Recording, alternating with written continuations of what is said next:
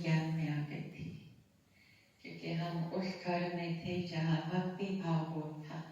भगवान के लिए प्यार, भगवान को रोज भोग लगाना, बिना ज्ञान के भी घर में रोज भोग लगता था। मम्मी का मंदिर था और हर सैटरडे संडे कहीं ना कहीं भजन कीर्तन में जाना।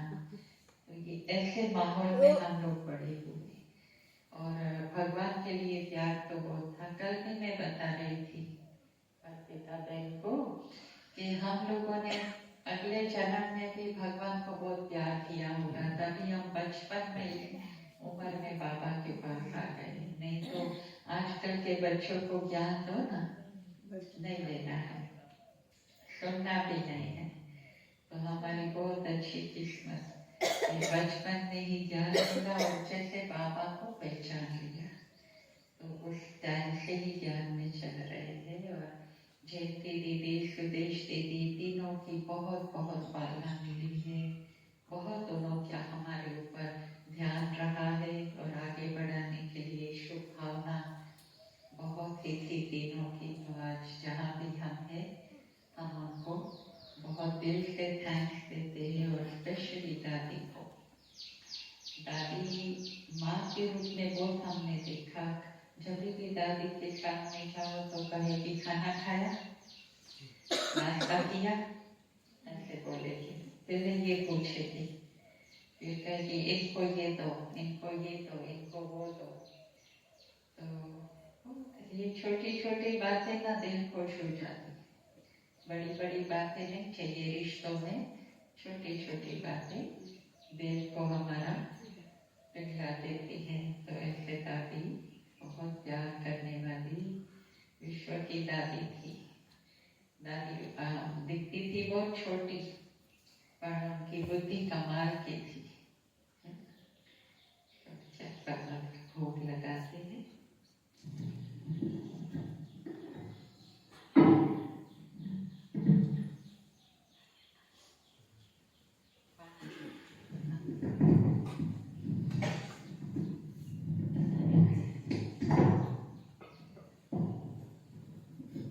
ओम शांति।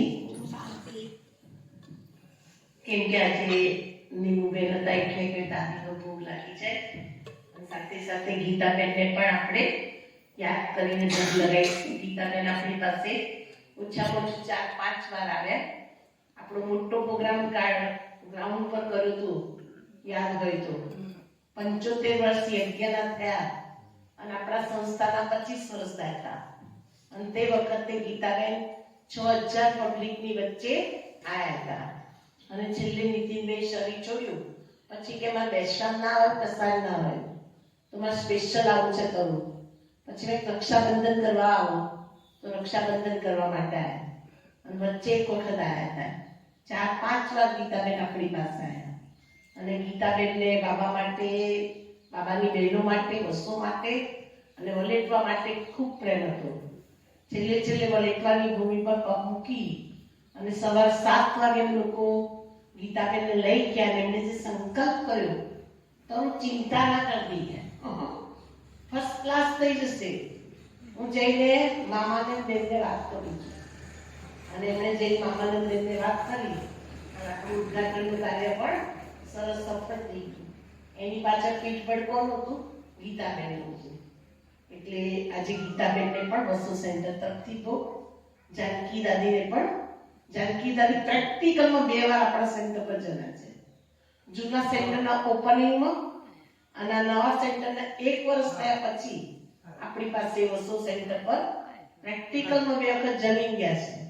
એટલે આજે ફરી પાછા બાબાનો આજે ભોગ સ્વીકાર કરાઈશું. કેમ કે દાદીને ભંડાર બહુ ગમે, ભંડારી અને ભંડાર. દાદી માટે કોઈ પણ આઈટમ લઈને જાઓ ને એટલે પહેલા ડબ્બા ખોલાવડાવે. એ બ્રાહ્મણે તો જોતી જ નહીં, ક્યાં લાવે હે, ક્યાં લાવે હે. એક વખત નવીનભાઈ હાંડવોળ પાપડી લોટ લઈ ગયા. એ મહેશભાઈ જોડ જતા હતા, તરત જ ખોલાવડાવ્યો અને તરત જ ત્યાં ટેબલ પર બેસીને ખાધો. એટલે દાદીને બાબાના ઘર માટેનો એટલો પ્રેમ કે ખાલી હાથે કોઈ દિવસ મને નહીં આવવા દીધી. અને હાલમાં પણ દાદી કોટેજમાં જઈએ છીએ તો ભરપૂર કરીને જ એની બ્રાહ્મણી શું કરે છે, મોકલે છે. એટલે દાદીની મોટા મોટી વિશેષતા કે 3 ગોળી તમારા ખિસ્સામાં રાખજો, ક્યારે કોઈ પ્રોબ્લેમ નહીં આવે. અને 3 ગોળી કઈ છે? ધીરજ, પ્રેમ અને શાંતિ. આ 3 ગોળી એવી જબરજસ્ત છે કે કોઈ પણ કાર્યની અંદર ધીરજ નહીં છોડવાનું, અને આપણા વ્યવહારમાં પ્રેમ નહીં છોડવાનું, અને આપણા જીવનને શાંત બનાવવું. તો બધા પ્રોબ્લેમનું સોલ્યુશન શું છે? આ 3 ગોળીઓ. જેને ખિસ્સામાં રાખી છે, વાપરી છે, એનું જીવન શું છે? સફળ છે. અને દાદીની 3 પોઈન્ટ: સચ્ચાઈ, સફાઈ અને સાદગી. કે સચ્ચે દિલ પર સાદગી. હંમેશા જેટલા તમે સાચા રહેશો એટલા ખુશીમાં તમે શું કરશો? નાખશો. દાદી જ્યારે મુરલી ક્લાસ પછી ક્લાસ કરાતા ને, તો એમાં આ પોઈન્ટ તો આપે જ: સચ્ચાઈ, દિલની સચ્ચાઈ અને હોઠની સફાઈ. કે તમે દિલથી એટલા સાચા રહો કે ભગવાનને શું કરો? તમે ખુશ કરી શકો. કારણ કે ભોલાનાથને કેવા બાળકો ગમે છે? સાચા બાળકો ગમે છે. સચ્ચે દિલ પર સાહબ રાજી. એટલે દાદીની ઈમાનદારી, વફાદારી અને આજ્ઞાકારી. જ્યારે દાદીના સ્તંભ વગર જઈએ છે ને, અમે હું ને કોણ હતું મારી જોડે તું? એટલે આ માતરવાળી નિશા. આજે આપણે આ મુહૂર્ત એટલું પાવરફુલ કરી લઈએ. 3 વાગે એમ લોકો ગીતાબેન અંતિમ ક્રિયા ગયા, પછી રોકાઈ ગયા હતા. 3 જગ્યાએ એટલી ફાઇન યોગ સાધના કરી. જ્યારે દાદીના સ્તંભે ગયા, તો જ્યારે દાદી આપણી જોડે વાતો કરતા હોય ને, એવું લાગે. હાલની તારીખમાં પણ પછી અમે દાદી કોટેજમાં જઈએ ચાલાડો, તો પેલા મને શું ફટાફટ ખોલ, તમે કોક હશે તા તો છાયાબેન કે ના કે હું છું કે આવન બેવો કે દાદી કઈ છે, જયંતિબેન કઈ છે કે કોઈ નહીં, હું છું કે ફોટા પાડો કે બેહો મેં દાદીને તારા ટોળી સોગાત આપવી પડશે કે. પછી ટોળીને બધું લઈને આવ્યા. અમે ત્યાં નીલુબેનને મળવા ગયા હતા, કેમ કે 11 તારીખે દાદીની પુણ્યતિથિ ગઈ. તમે કેટલા નીલુબેનને મળતા જઈએ. નીલુબેનને મળીને પછી આ બાજુ આવ્યા. એટલે દાદીઓનો પ્યાર, દાદીઓની પાલના અને દાદીઓની જે શક્તિ છે એ આપણે ક્યારેય ભૂલવી ના જોઈએ. જે પૂર્વજોના શું છે? આપણા માટે આશીર્વાદ છે, બ્લેસિંગ છે, કે જેનાથી આપણે આગળ વધીએ છીએ.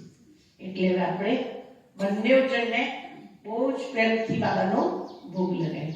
3 કુમાર પણ આગળ આવી જશે ઉપર આવી તેજલબેન તમે પણ આવી.